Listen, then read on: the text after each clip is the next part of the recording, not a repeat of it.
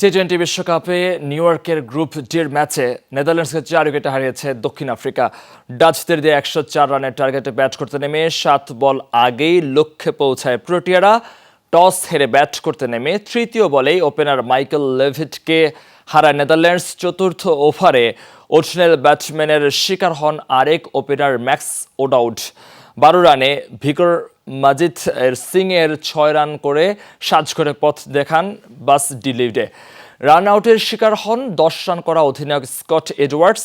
54 রানের পার্টনারশিপ গড়ে সাময়িক ধাক্কা সামাল দেন সাইব্র্যান্ট ও লোগান ভ্যান বিক। তবে 40 রানে সাইব্র্যান্ট আউট হলে ভেঙে যায় সেই জুটি। শেষ ওভারে ব্যাটম্যান আরও 2 উইকেট তুলে নিলে 103 রানে থামে ডাচদের ইনিংস। জবাবে ব্যাট করতে নেমে 3 রানে 3 উইকেট হারিয়ে বিপাকে দক্ষিণ আফ্রিকা। ফিরে যান de Kock, Reeza Hendricks, Aiden Markram.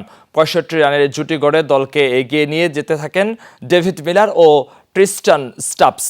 জুটি ভাঙে 33 রানে স্টাম্পস বাস ডিলেজের শিকার হলে সেই শেষ দিকে মিলারের অপরাজিত 59 রানে 6 উইকেটে হারিয়ে জয়ের বন্দরে পৌঁছায় দক্ষিণ আফ্রিকা।